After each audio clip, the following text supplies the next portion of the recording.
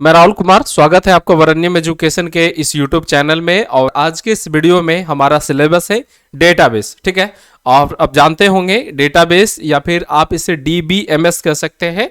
Database और DBMS अक्सर आपको सुनने को मिलता है, और किसी भी एग्जाम का अगर आप प्रिपरेशन करते हैं तो अक्सर आपको उससे रिलेटेड क्वेश्चन देखने को मिलता है। और इसके क्वेश्चन अगर आपसे नहीं बन पाता है और कह लीजिए कि क्वेश्चन समझने में प्रॉब्लम होता है, तो आप ये वीडियो जो देख रहे हैं ये सही वीडियो तक आप आए हैं। क्योंकि आज के इस क्लास में और आज के इस वीडियो में कह लीजिए कि कंप्लीट आपको हम बेसिक से लेकर के एडवांस तक, यानी कि जीरो से लेकर के पूरे एकदम नॉलेज आपको देंगे, यानी डेटाबेस का या फिर कह लीजिए डीबीएमएस का।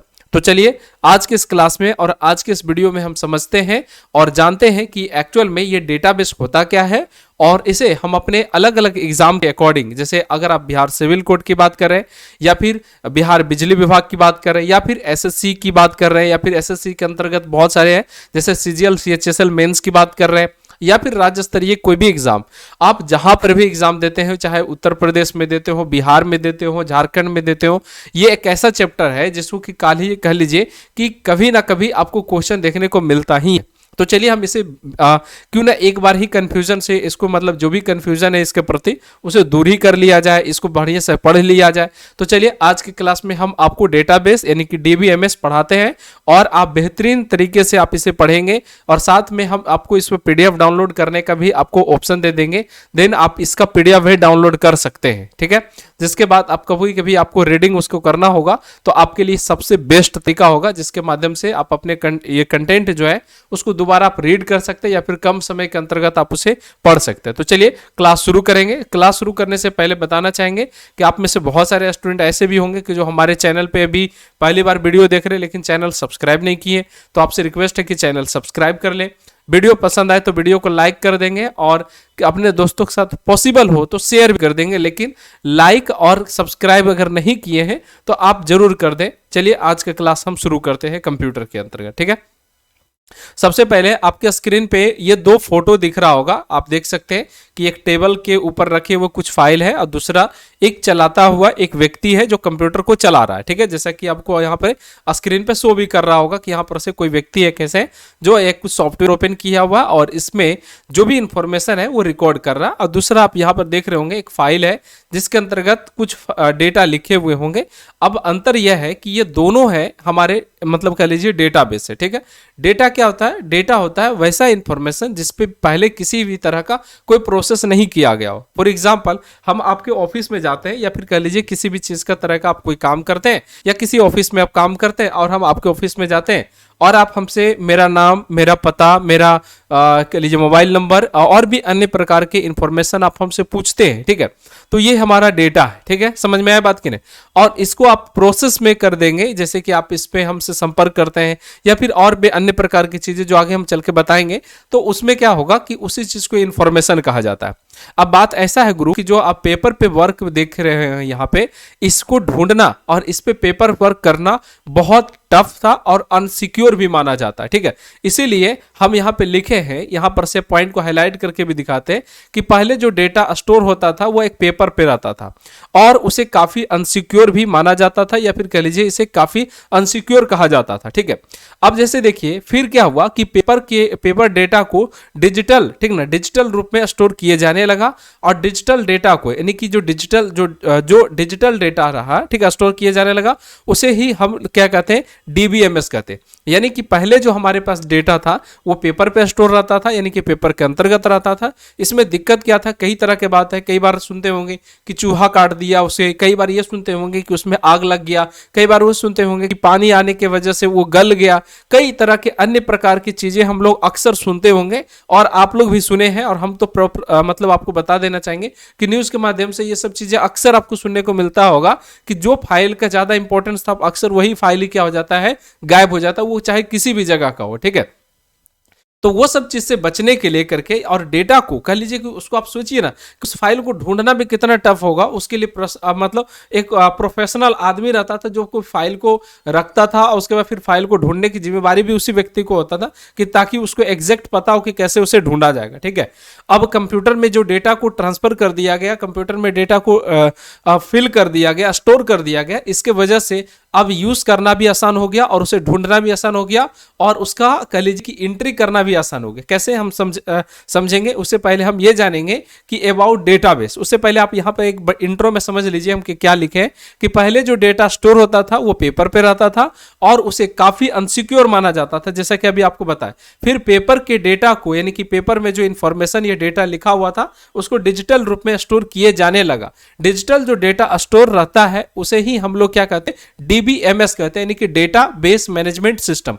यानी कि वैसा सिस्टम जिसको ये नॉलेज हो कि डेटा को किस तरीके से, किस जगह पर और किस प्रकार से रखना है, उसे ही हम लोग डीबीएमएस या फिर कह लीजिए डेटाबेस हम लोग कहते हैं। ठीक है, डेटाबेस किसे कहा जाता है, आप एक संक्षिप्त रूप में एक लाइन में आप इसे समझ सकते हैं। डेटा को डिजिटली मैनेज करके रखना या फिर उसे मतलब संभालना या रख रखाव करना या फिर कह लीजिए एंट्री करना, उसे ही हम लोग क्या कहते हैं, डेटाबेस कहते हैं। यानी कि डेटा को हम लोग डिजिटली रूप में मैनेज करना या फिर रखना, उसी को हम लोग क्या कहते हैं, डेटाबेस कहते हैं। जैसे हमारे डेटा को आप रखे हुए नाम पता इंफॉर्मेशन के रूप में, तो आप क्या है, तो उसी ही पूरे को इंफॉर्मेशन को क्या कहा जाता है, डेटाबेस कहा जाता है। दूसरा इसमें पॉइंट करने वाली बात यह है कि पेपर से डिजिटली डेटा को स्टोर करने के लिए हम लोग दो अक्सर डिवाइस का यूज करिए जो काफी फेमस है, लैपटॉप या फिर कंप्यूटर। हालांकि है दोनों सेम तरीके से चीजें को देख सकते हैं, लेकिन हाँ हम लोग लैपटॉप का यूज करते थे या फिर कंप्यूटर का। अब तो स्मार्टफोन का भी यूज किया जाता है, लेकिन मुख्य रूप से लैपटॉप का या फिर कंप्यूटर का यूज किया जाता है। ठीक है,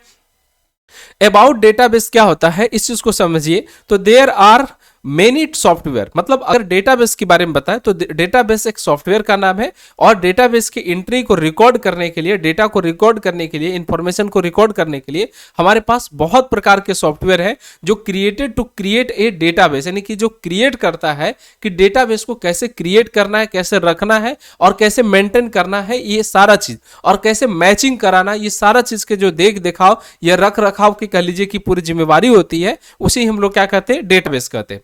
इसके बहुत सारे एग्जाम्पल है सॉफ्टवेयर का, जैसे कि एसक्यूएल सर्वर हो गया, माई एसक्यूएल हो गया, ठीक ना, कनाड्रा हो गया, ठीक ना, उसके फिर टाइटन हो गया, काउच डीबी हो गया, एसक्यू लाइट हो गया, ठीक है, मोंगो डीबी हो गया, और सबसे बड़ी जो इसमें एक और चीजें हैं वो है ओरेकल जैसी कंपनी भी एक ओरेकल नाम का सॉफ्टवेयर बना करके और ये डेटा को रिकॉर्ड करने का आपके पास ऑप्शन देती है। ठीक है, अगर आप आपकी लैपटॉप या फिर कंप्यूटर की बात करें तो हम आप जानना चाहेंगे, एक बात जान लीजिए कि हर एक व्यक्ति डेटा को मैनेज करता है और डेटा को स्टोर करके रखता है। जैसे आपके फोन में भी जो आपके पास फोटो है, वीडियो है, फाइल हो सकता है, सेल्फी लिया हुआ चीज हो सकता है, कुछ भी हो सकता है, आधार कार्ड हो सकता है, 10th या 12th या ग्रेजुएशन के डॉक्यूमेंट हो सकते हैं, अन्य प्रकार की चीजें हो सकते हैं। आप उसे किसी ना किसी ढंग से और किसी ना किसी तरीके से स्टोर करके रखे होंगे।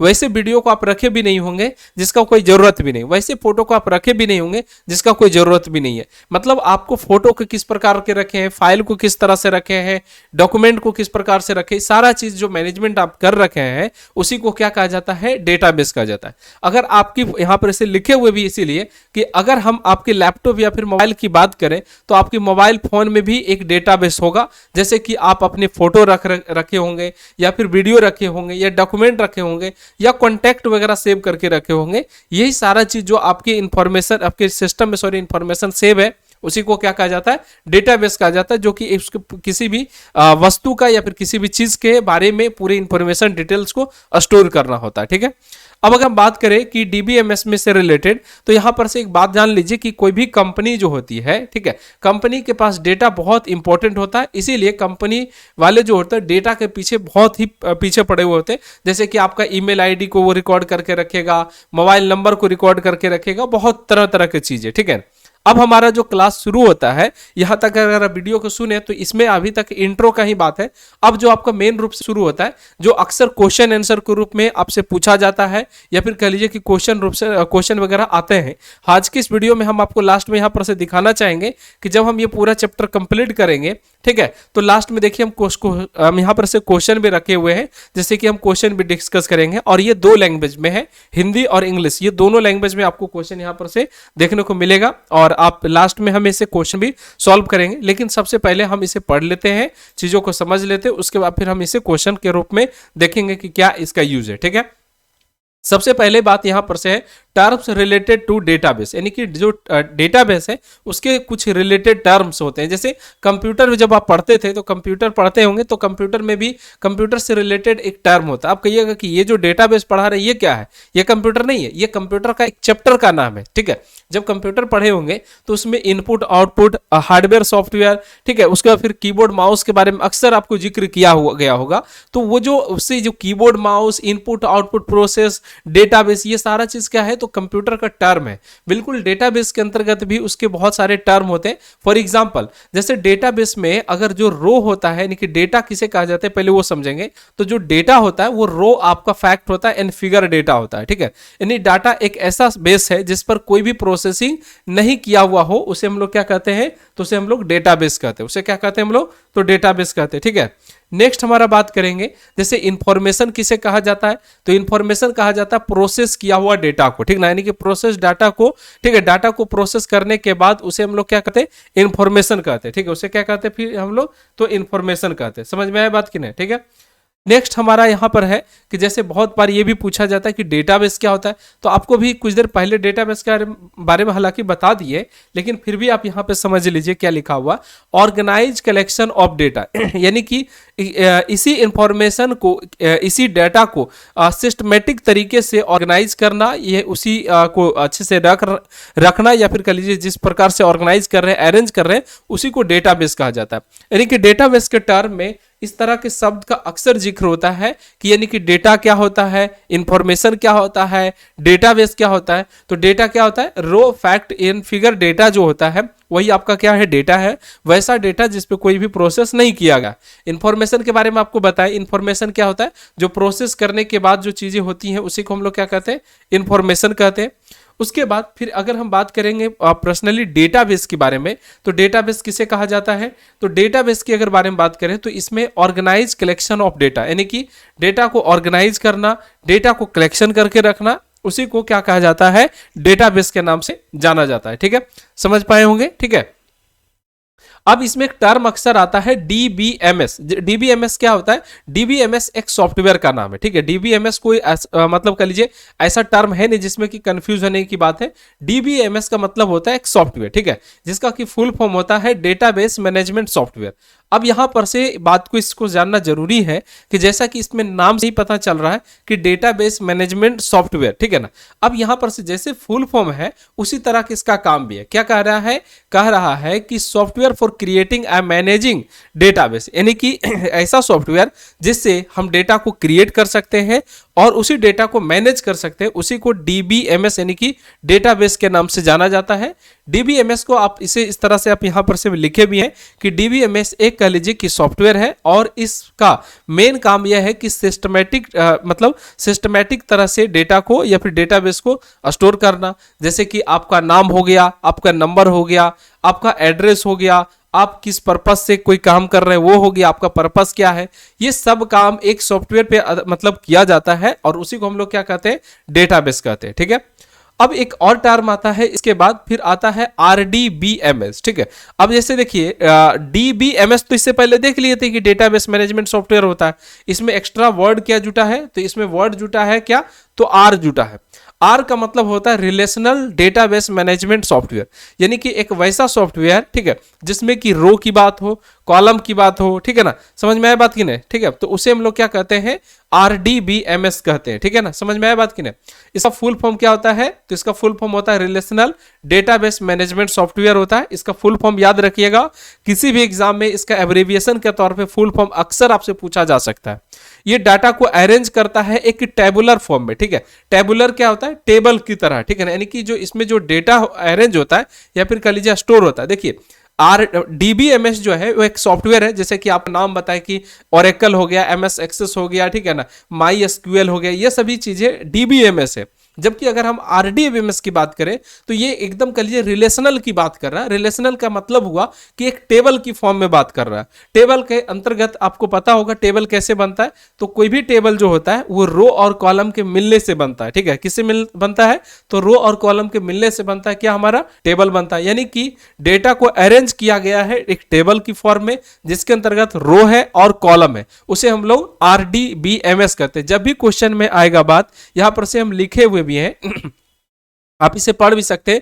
लिखा है कि अब अपनी इंफॉर्मेशन को रिलेशन यानी कि टेबल की मदद से रो यानी कॉलम में मदद में अरेंज किया जा सकता है, और उसी चीज को हम लोग क्या कहते हैं, आरडीबीएमएस कहते हैं। ठीक है, पॉइंट इसमें यह है गुरु कि जब भी क्वेश्चन कॉलम या रो की बात हो या टेबल की बात की जा रही हो तो समझ जाइएगा कि इसका आंसर क्या होगा, तो आरडीबीएमएस होगा। ठीक है ना, क्या होगा, आरडीबीएमएस। ठीक है, अब आरडीबीएमएस में यानी कि रिलेशनल डेटाबेस मैनेजमेंट सॉफ्टवेयर के अंतर्गत, मैनेजमेंट सिस्टम के अंतर्गत अगर हम यहां पर से कुछ पॉइंट बताएं तो यह पॉइंट है कि इसमें रो का नाम अलग होता है, कॉलम का नाम अलग होता है। किसमें, तो आरडीबीएमएस में रो को टपल्स कहा जाता है। क्या कहा जाता है, रो को टपल्स कहते हैं और कॉलम को एट्रीब्यूट्स कहते हैं। क्या कहते हैं, तो कॉलम को एट्रीब्यूट्स कहते हैं और रो को क्या कहते हैं, तो टपल्स कहते हैं। इस चीज को आप जरूर याद रखिएगा कि आरडीबीएमएस में रो को क्या कहा जाता है, तो रो को कहा जाता है टपल्स, कॉलम को क्या कहा जाता है, तो कॉलम को एट्रीब्यूट्स कहा जाता है। इस चीज को आपको बिल्कुल भी नहीं भूलना है, इस बात को आप याद रखिएगा हमेशा के लिए।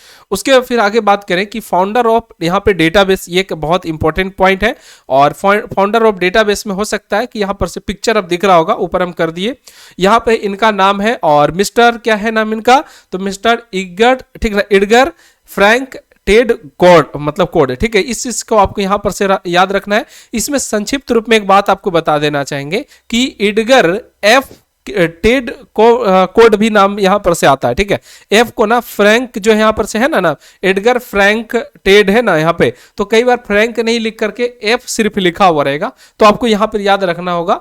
ये मॉडर्न फाउंडर ऑफ रिलेशनल कह लीजिए कि या फिर कह लीजिए कि founder of relational model database के आधार पे इनको देखा जाता है। यानी कि डेटाबेस का आगे का चीजें जो है यानी कि मॉडर्न के रूप में देखा जाता है। तो फादर्स ऑफ मॉडर्न डेटाबेस किन्हें कहा जाता है, तो रिलेशनल मतलब मॉडर्न ऑफ डेटाबेस के तौर पे एडगर फ्रैंक, ठीक है, टेड कोड नाम से उनको हम लोग जानते हैं। ठीक है, आगे हम बात करेंगे तो डाटा का मतलब कह लीजिए हिरार्की क्या होता है। ठीक है, तो हम यहां पर से डेटा को जो स्टोर करते हैं, ठीक है, तो वो दो चीजें होते हैं। हम अपने जानते होंगे कि आप अपने कंप्यूटर में जो डेटा को आप स्टोर करते हैं, मेमोरी में भी पढ़े होंगे कि सबसे छोटी इकाई जो होती है मेमोरी का, सबसे यूनिट जो होता है, सबसे कम लेवल का, सबसे जो कम डेटा को स्टोर करता है उसे हम लोग बिट कहते हैं। फिर उससे बड़ा जो होता है उसे बाइट कहा जाता है। ठीक है, उसके बाद फिर होता है क्या, तो फील्ड होता है। उसके बाद फिर क्या होता है, रिकॉर्ड होता है। उसके बाद फिर क्या होता है, फाइल होता है। ठीक है, तो इसके बाद फिर फाइल के बाद एक और आता है जिसे हम लोग क्या कहते हैं, डेटाबेस कहते हैं। यानी कि इसका जो हिरार्की है, ठीक है ना, यानी कि आरडीबीएमएस का हिरार्की जो आप देख रहे हैं यहां पर से, इसमें एक चीज को आपको याद रखना होगा। ठीक है, कि इसमें 6 अलग अलग पॉइंट इसमें जोड़े गए हैं। कौन कौन पॉइंट है इस चीज को याद रखिएगा। और अक्सर यहां पर से क्वेश्चन के तौर पे आपको देखने को कई बार मिल जाएगा, जैसे कि मतलब इसमें अगर आपको असेंडिंग करने का भी कई बार क्वेश्चन दे देगा, कई बार डिसेंडिंग करने का भी दे देगा, कई बार ये भी क्वेश्चन पूछेगा कि डेटाबेस में यानी कि डाटा हिरार्की में इसमें बिट को क्या कहा जाता है। ठीक है, तो बिट को कुछ नहीं, बिट को बिट ही कहते हैं। बाइट को क्या कहा जाता है, तो कैरेक्टर के नाम से जाना जाता है। फील्ड को किस नाम से जाना जाता है, तो कॉलम के नाम से जाना जाता है। रिकॉर्ड को किस नाम से जानते हैं, तो रो को नाम से जानते हैं। फाइल को किस नाम से जानते हैं, तो टेबल को, यानी कि जो टेबल रो और कॉलम मिलकर टेबल बनेगा तो टेबल फिर आपका क्या फाइनली बन जाएगा, तो फाइल उसे कहा जाएगा। क्या कहा जाएगा, तो फाइल कहा जाएगा। और छठा पॉइंट यह है कि ये सभी चीजें मिला करके हमारा फिर फाइनली क्या बनता है, तो डेटाबेस बनता है। ठीक है, अब यहां पर से अगला पॉइंट है हु मैनेज डेटाबेस। ठीक है ना, हमारा अगला पॉइंट क्या है, हु मैनेज डेटाबेस, यानी कि डेटाबेस का प्रबंधन कौन करता है, यानी कि मैनेज कौन करता है। ठीक है, तो इसका आंसर क्या होगा, इसको लेकर के हम यह समझना जरूरी है कि ये डेटाबेस होता क्या है। ये आपको पहले बता चुके कि एक सॉफ्टवेयर होता है जिसकी मदद से हम अपने डेटा या फिर अपनी इंफॉर्मेशन को स्टोर करके रखते हैं। ठीक है, ये समझ में आ गया कि इसे हम लोग डेटाबेस कहते हैं। लेकिन इसको मैनेज करने का, जैसे डेटा एंट्री किसे कहते हैं, तो जो डेटा है उसका एंट्री करना उसी को डेटा एंट्री कहते हैं। जैसे नाम पता इंफॉर्मेशन कुछ भी पूछे और आप बता दिए, उसको लिख लिया गया, वही क्या है, डेटा एंट्री है। लेकिन जो डेटा एंट्री करता है उसे क्या कहते हैं, तो उसे कहते हैं डाटा एंट्री ऑपरेटर। उसे क्या कहा जाता है, डाटा एंट्री ऑपरेटर। ऑपरेटर। उसी तरह से जब हम डेटाबेस की बात कर रहे हैं तो इसमें क्या कह रहा है कि हु मैनेज डेटाबेस, यानी कि डेटाबेस का प्रबंधन कौन करता है। तो इसका आंसर क्या होगा कि जो डेटाबेस के मैनेज करता है, ठीक है, या फिर कह लीजिए कि उसे बनाता है, उसे शॉर्ट में हम लोग डीबीए कहते हैं। क्या कहते हैं? डीबीए। जैसे कि हम डेटा एंट्री ऑपरेटर में बता रहे थे ना कि उसको डीईओ कहा जाता है, डाटा एंट्री ऑपरेटर, और जो डाटा एंट्री होता है उसको डाटा एंट्री कहते हैं। लेकिन यहां पर डेटाबेस की बात है तो डेटाबेस में डीबीए कहा जाता है, जिसका कि फुल फॉर्म क्या होता है? तो डेटाबेस एडमिनिस्ट्रेटर होता है। आप लोग सभी लोग को हम यहाँ पे एक कॉन्ग्रेचुलेशन भी कहना चाहेंगे कि कॉन्ग्रेचुलेशन इस बात का कि आप सभी लोग अपने डेटाबेस का एक मैनेजमेंट करते हैं, आप एक एडमिन है। हो सकता है आप किसी ना किसी कह लीजिए कि व्हाट्सएप ग्रुप में होंगे और आप उसका एडमिन होंगे, या फिर आप अपने फोन का एडमिन होंगे, ठीक है। तो आपके पास ये ऑप्शन होगा कि क्या डेटा रखना है और क्या डेटा नहीं रखना है। समझ में आया बात कि नहीं? ये मैनेज करने की जिम्मेवारी आपके पास होगा और ये सब चीज आप ही संभाल सकते हैं। तो इसी चीज को क्या कहा जाता है? डीबीए कहा जाता है, यानी कि डेटाबेस एडमिनिस्ट्रेटर, ठीक है। जो अगर क्वेश्चन पूछा जाएगा हु मैनेज डेटाबेस, यानी कि डेटाबेस का प्रबंधन कौन करता है, तो इसका आंसर क्या होगा? डीबीए। डीबीए का फुल फॉर्म अगर पूछा जाएगा तो क्या होगा? तो डेटाबेस एडमिनिस्ट्रेटर के नाम से उन्हें जाना जाता है, ठीक है। अब अगर हम बात करें कि ये डीबीए होता क्या है भाई, ठीक है, या फिर सॉरी डीबीए करता क्या है, ठीक है।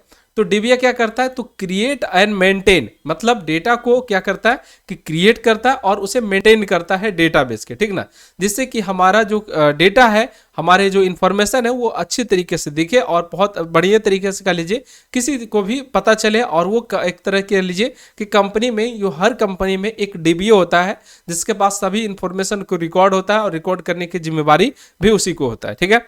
अब अगर हम कुछ बात करेंगे एग्जाम्पल ऑफ डेटाबेस सॉफ्टवेयर का, यानी कि डेटाबेस सॉफ्टवेयर के लेकर के, जैसे आईबीएम कंपनी ने एक डेटाबेस सॉफ्टवेयर बनाया, उसका नाम रखा, आईबीएम के कंपनी बनाया, उसका नाम रखा DB2 रखा, ठीक है ना। क्या रखा? DB2, यानी कि डेटाबेस 2 के तौर पे जानते हैं। माइक्रोसॉफ्ट कंपनी ने बनाया, उसका नाम MS एक्सेस रखा।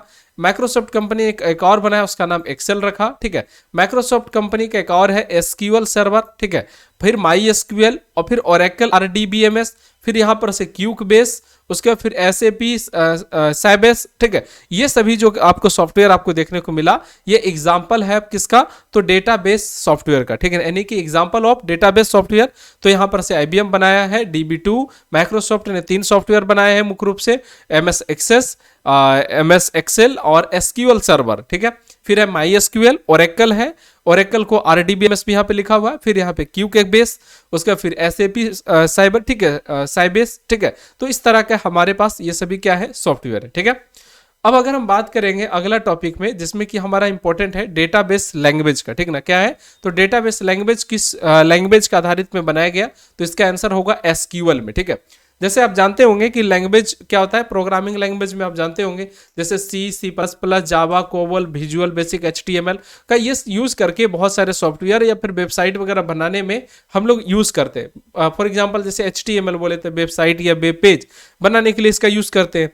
C++, ये सब जावा, कोबोल का यूज करके हम लोग कोई एप्लीकेशन बना सकते हो। तो उसी तरह से डेटाबेस बनाने के लिए, यानी कि डेटाबेस सॉफ्टवेयर बनाने के लिए हम लोग यूज करते हैं SQL लैंग्वेज।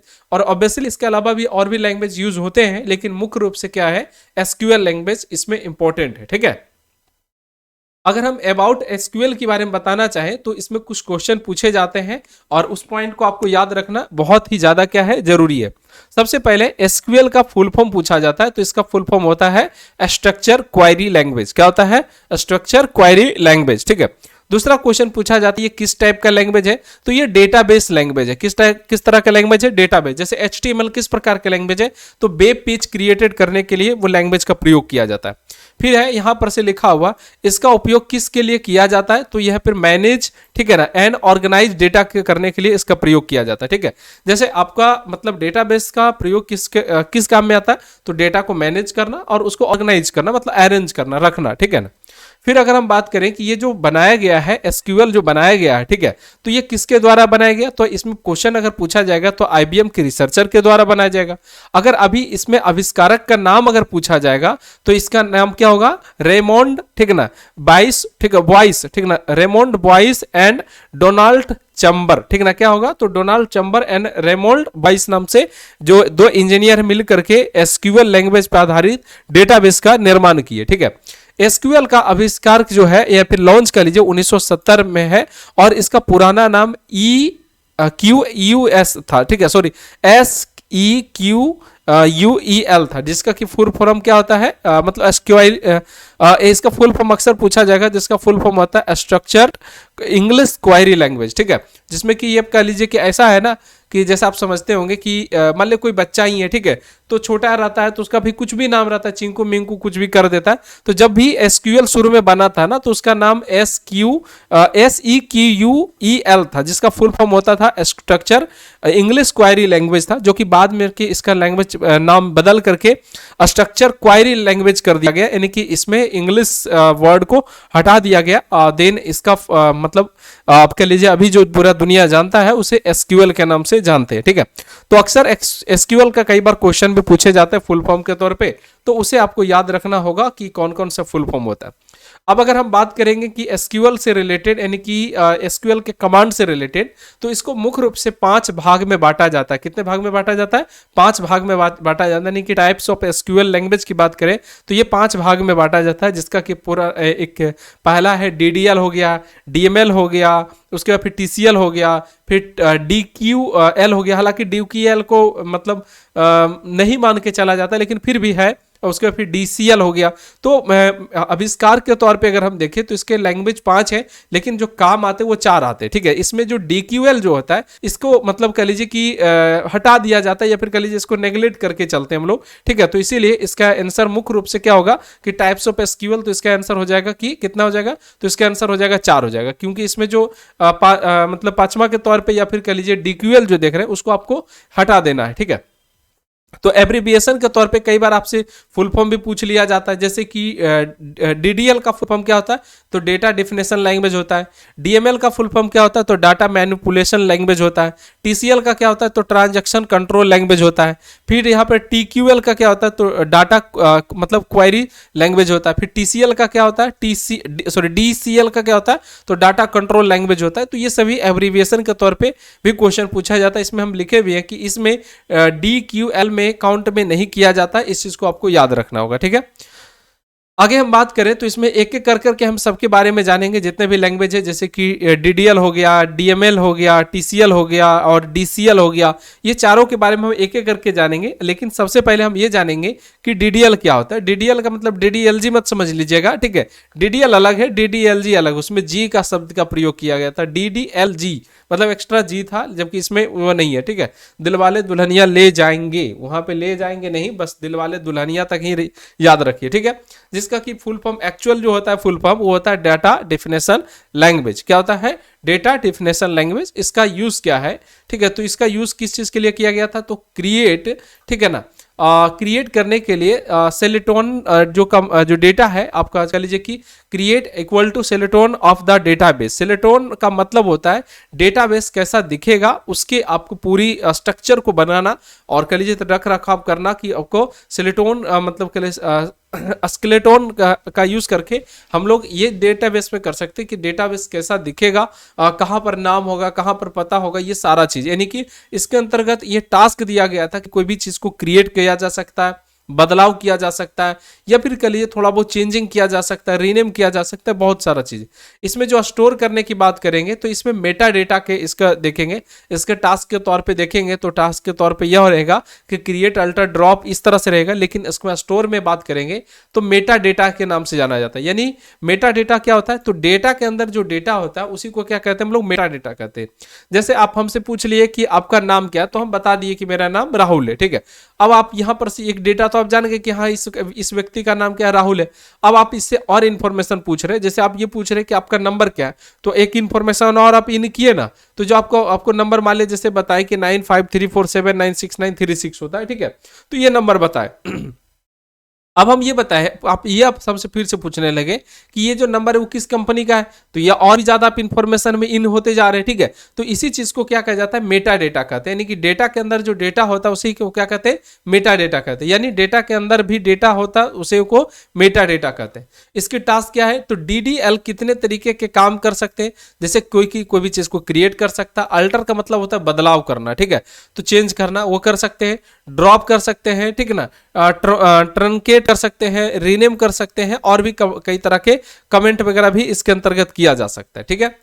दूसरा जो हमारा लैंग्वेज है तो जिसका नाम था डीएमएल था, जिसका फुल फॉर्म होता है डेटा मैनिपुलेशन लैंग्वेज, यानी किसी भी चीज को मनाने के लिए थोड़ा सा हम लोग का क्या होता है कि टोन में या फिर बताने का तरीका या फिर पूछने का तरीका थोड़ा सा चेंज हो जाता है, यानी कि उसे मैनिपुलेट कर रहे हैं, यानी कि उसको अपनी बात पे ला रहे हैं, मना रहे हैं अपनी बात से, ठीक है। तो इसीलिए इसका यूज क्या होता है, तो इसका यूज होता है एक्सेस और मैनिपुलेट डेटा करने, निकालने के लिए, ठीक है, निकालने के लिए और चेंज करने के लिए इसका मुख्य रूप से प्रयोग किया जाता है, ठीक है।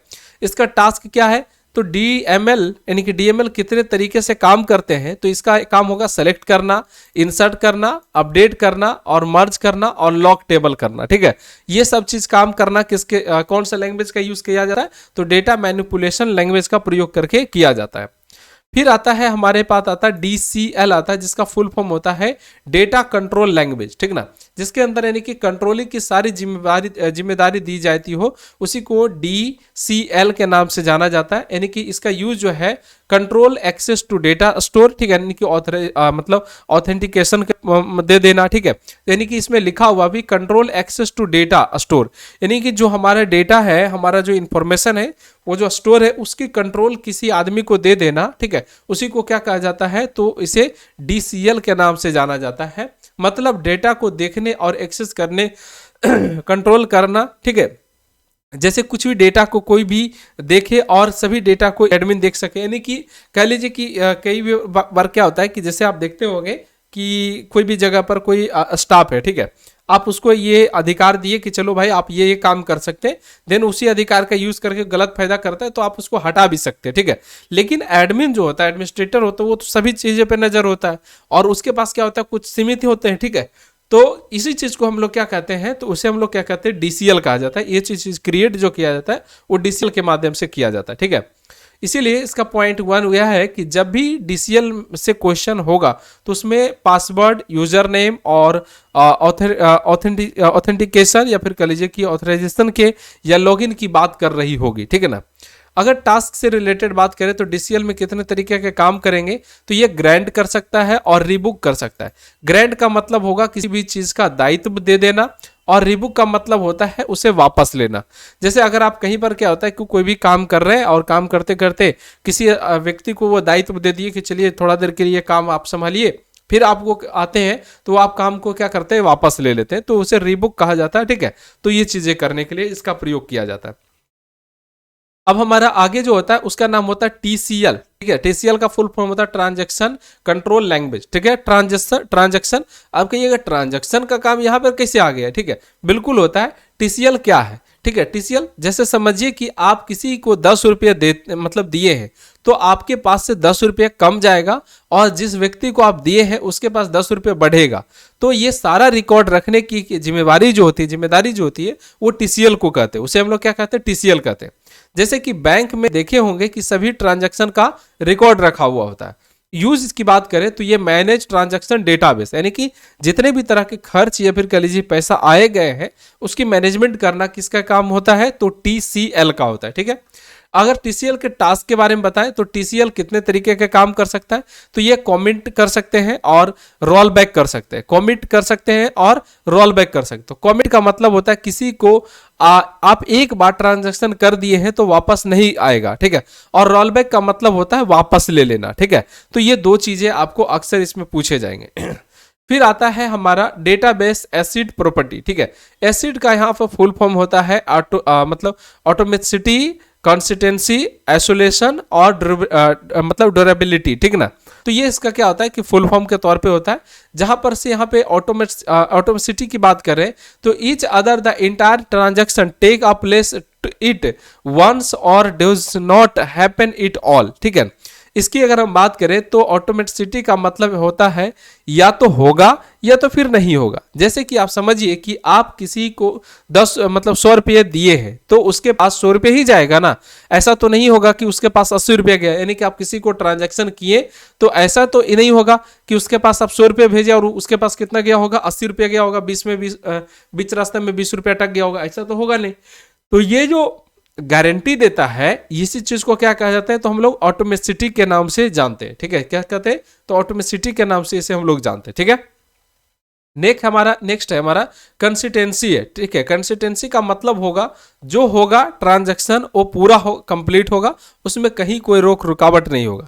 The database must be beat consistency before and after the transaction, चाहे वो बाद में हो या पूरा हो लेकिन वो होगा कंप्लीट। ठीक है ना, तो इसकी जो गारंटी देती है उसे क्या कहा जाता है, कंसिस्टेंसी के नाम से जानते हैं हम लोग। ठीक है, नेक्स्ट है हमारा आइसोलेशन है। आइसोलेशन क्या होता है, multiple transaction of course identity without मतलब कह लीजिए कि इंटरफेरेंस। ठीक है, यानी कि आइसोलेशन का मतलब अगर मतलब कह लीजिए कि अलग थलग है। जैसे कि समझिए कि आप 2 ट्रांजैक्शन करना चाह रहे हैं एक ही समय में, एक है भेजना चाह रहे हैं एक्सिस बैंक से बैंक ऑफ बड़ौदा में और दूसरा भेजना चाह रहे हैं यूनियन बैंक से एक्सिस बैंक में। ये दोनों ट्रांजैक्शन अलग अलग होगा, उसी को मतलब आइसोलेट के नाम से जानते हैं, जो अक्सर कोरोना के समय में सुने होंगे। आइसोलेट शब्द कई बार मतलब रिपीट हो रहा था। ठीक है, नेक्स्ट हमारा है ड्यूरेबिलिटी है। ड्यूरेबिलिटी क्या कहता है, the change of success transaction occurs event if the system failure occurs. ठीक है ना, यानी कि मतलब जो भी होगा, जितने भी ट्रांजैक्शन कर रहे हैं, जो एक क्या है डेटाबेस है, वो सभी क्या है एक डेटाबेस है और सभी डेटाबेस में क्या होता है रिकॉर्ड होता है। ठीक है, अब अगर हमारा बात करें आगे तो यहाँ पर से डेटाबेस की हमारा एक चैप्टर आता है जिसका नाम क्या होता है, डेटाबेस की के नाम से हम लोग जानते हैं। तो डेटाबेस की में टाइप्स ऑफ की बात करें तो ये 4 प्रकार के की होते हैं, जिसमें पहला जो होता है प्राइमरी की होता है, दूसरा होता है कैंडिडेट की होता है, तीसरा होता है फॉरेन की होता है, चौथा जो होता है उसका नाम होता है सुपर की। ठीक है, अब जैसे इसमें जो प्राइमरी की है वो प्राइमरी की का तात्पर्य क्या है, प्राइमरी की आप ऐसा नाम है जिसके मतलब आप समझते होंगे, यहाँ पे लिखा हुआ भी है कि प्राइमरी की द प्राइमरी की कैंट बी अ डुप्लीकेट, मतलब एक ऐसा नंबर जो डुप्लीकेट नहीं हो सकता है। जैसे आप स्कूल में आप देखे होंगे कि आपका जो रोल नंबर है वो डुप्लीकेट नहीं है। ठीक है, वो जो है तो आप ही का है। और ऐसा है कि जैसे मोबाइल नंबर डुप्लीकेट हो सकता है, जैसे अगर आप 2 भाई पढ़ते होंगे स्कूल में तो ऐसा हो सकता है कि जो आप फोन नंबर दिए पेरेंट्स का, पिताजी का नंबर दिए, वही आपके भाई भी दिए होंगे, तो वो मैच कर सकता है, या फिर भाई बहन पढ़ते हैं तो मैच कर सकता है, कोई बड़ी बात नहीं है। लेकिन रोल नंबर कभी भी डुप्लीकेटेड नहीं होता है और वो कभी भी मैच नहीं करता। उसी तरह कोई भी व्यक्ति एम्प्लॉय के तौर पे काम कर रहा है तो उसके जो एम्प्लॉय नंबर है वो कभी भी डुप्लीकेट वो नहीं होता। ठीक है ना, तो उसी चीज को क्या कहा जाता है, तो उसे प्राइमरी की कहा जाता है, जो किसी भी से कभी भी मैच नहीं करता। A table can not have more than once primary key, यानी कि प्राइमरी की एक से ज्यादा उस टेबल के अंतर्गत नहीं हो सकता है। ठीक है, यानी कि वैसे जैसे आधार नंबर, ये क्या है प्राइमरी की है। ठीक है, जो कि एक ही है, वो नहीं चेंज हो सकता। जैसे मेरा नाम राहुल है तो ऐसा नहीं है कि मेरा नाम राहुल है तो और किसी का राहुल नहीं होगा, बिल्कुल होगा। ठीक है, जो मेरा डेट ऑफ बर्थ है वैसा तो नहीं होगा, किसी का नहीं होगा, राहुल नाम होगा, एग्जैक्ट डेट ऑफ बर्थ होगा।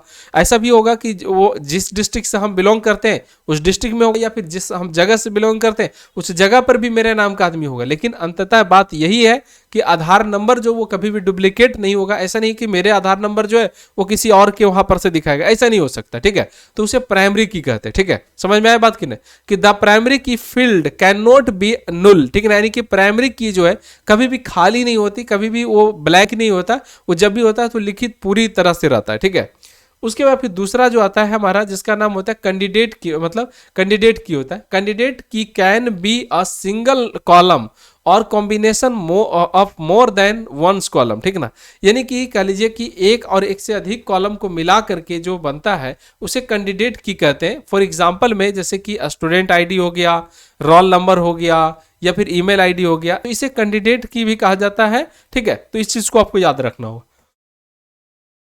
ठीक है, आगे हम बात करें हमारा जिसके यहां पर से है नाम, जिसका नाम है फॉरेन की। ठीक है, foreign key are the column of the table which is used to point to the primary key of other table. ठीक है, जब भी 2 टेबल की बात होती है तो फॉरेन की कहते हैं, या फिर एक या एक से अधिक टेबल की बात हो रही हो तो उसे हम लोग क्या कहते हैं, फॉरेन की कहते हैं। ठीक है, जैसे आप एग्जांपल में समझिए कि जैसे आपका जॉब हुआ तो आपका एक एम्प्लॉय आईडी बना, यानी फिर कह लीजिए एम्प्लॉय नंबर मिला, ठीक है, एम्प्लॉय नंबर मिला, और फिर आप जिस डिपार्टमेंट में गए उस डिपार्टमेंट का भी आपको नंबर मिला। तो दो चीजें ना हो गया, एक तो आप बिहार सरकार के अंतर्गत है तो बिहार सरकार का जो एम्प्लॉय आईडी है या फिर एम्प्लॉय नंबर है वो आपको मिला। दूसरा, आप किस डिपार्टमेंट में, मान लें फाइनेंस डिपार्टमेंट में, होम मिनिस्ट्री में है, या फिर किसी भी जगह पे है जहां पर भी आप हैं, मतलब वो डिपार्टमेंट की बात कर रहे हैं, ठीक है, तो उस डिपार्टमेंट का भी आपको एक नंबर मिलेगा। तो डिपार्टमेंट आईडी जो है और एम्प्लॉय आईडी जो, ये दोनों को मिला करके दो टेबल को क्या किया गया, मर्ज किया गया। एक तो सरकार की तरफ से हमें पूरी तरह से मिला है, ऐसे आजादी मिला जो वो नंबर किसी को होगा नहीं, जो भी हो तो मेरा ही है। दूसरा, हम उस डिपार्टमेंट में गए तो वो भी हमें नंबर मिला, तो एक टेबल पहले से और दूसरा टेबल जो मैच कर गया तो उसे क्या कहा जाता है, फॉरेन की के तौर पर हम लोग देखते हैं इसे, ठीक है। नेक्स्ट हमारा होता है जिसका नाम होता है सुपर की, ठीक है, सुपर नाम से भी पता चलता है। जैसे सुपर की किसे कहते हैं, जैसे आपको बताते हैं, जैसे रोल नंबर ये एक सुपर की है, ठीक है। नेम और मोबाइल नंबर ये भी एक सुपर की के तौर पे देखते हैं। तो a super key is a group of a single or multiple keys which identify row it of the table, ठीक ना, जो यानी कि पूरे टेबल में वो रो को डिफाइंड करता हो और अलग अलग हो बट एक जैसा हो, उसी को हम लोग क्या कहते हैं, सुपर की के नाम से जानते हैं, ठीक है। अब एक लास्ट चीज हम यहां पर आज के इस क्लास में बता देते हैं, डिलीटेड में और ड्रॉप कमांड का क्या मतलब बनता है, अक्सर अभी क्वेश्चन में पूछे जाते हैं। तो डिलीट कमांड जो है यानी कि DML, यानी कि मतलब इसका फुल फॉर्म कह सकते हैं डिलीट टर्म्स, मतलब कह लीजिए कि DML को कहते हैं, यानी कि जितने भी डिलीटेड टर्म है उसे हम लोग डिलीट कहते हैं, ठीक है, तो यानी कि डिलीट का पार्ट हो जाता है। ड्रॉप टर्म की बात करें तो ड्रॉप जो है, ड्रॉप टर्म DDL कमांड का एक कह लीजिए हिस्सा है, निकल लीजिए उस लैंग्वेज का एक पार्ट है। जहां पर डिलीट की बात होता है तो remove row from a table, यानी कि टेबल के अंदर से कोई भी रो को रिमूव कर देना, डिलीट कर देना, डिलीट कहलाता है। ड्रॉप का मतलब है रिमूव और टेबल फ्रॉम द टेबल, मतलब टेबल से टेबल को ही पूरा डिलीट कर देना या रिमूव कर देना, तो उसे ड्रॉप के नाम से जानते हैं। तो आज के इस क्लास में हम आपको पढ़ाए हैं क्या, तो हम आपको पढ़ाए डेटाबेस, यानी कि जिसको कि शॉर्ट में DBMS यानी कि डेटाबेस मैनेजमेंट सॉफ्टवेयर कहते हैं, ठीक है। तो आज की क्लास में हम ये कंप्लीट पढ़ लिए, और कंप्लीट पढ़ने के बाद हम आपके लिए क्वेश्चन आंसर का सेशन हम लाएंगे। जैसे कि क्वेश्चन यहाँ पर है कि founder of relational modern of the database, तो इसमें हम आपको लिखवाए हैं, ठीक ना, अभी कुछ बताए थे, एडगर एफ कोड के नाम से जाना जाता है, जिसमें बोले भी थे कि कई बार एफ को क्या रहेगा कि एफ पूरा मतलब नहीं लिखेगा, शॉर्ट में लिखेगा। फिर DBA क्या होता है इसके बारे में भी बताए थे कि डेटाबेस एडमिनिस्ट्रेटर होता है, तो इसका आंसर क्या हो जाएगा, तो इसका आंसर हो जाएगा 4 नंबर होगा, डेटाबेस एडमिनिस्ट्रेटर। फिर लिखा हुआ है कि between the user and the database itself the DBMS will act, ठीक है ना, यानी कि उपयोगकर्ता और डेटाबेस के बीच में जो DBS होता है वो किस तरह से काम करता है, तो एक इंटरफेस की तरह काम करता है, ठीक है। उसी तरह से अगला क्वेश्चन लिख रखा है यहाँ पे कि a computer file organized several record, what does each record content, ठीक है ना, यानी कि एक कंप्यूटर फाइल में कई रिकॉर्ड होते हैं और प्रत्येक रिकॉर्ड को किस नाम से जानते हैं, तो प्रत्येक रिकॉर्ड को हम लोग फील्ड के नाम से जानते हैं, क्योंकि जो रिकॉर्ड है वो एक टेबल है और उसी टेबल को हम लोग क्या कहते हैं, तो फील्ड के नाम से हम लोग जानते हैं, ठीक है।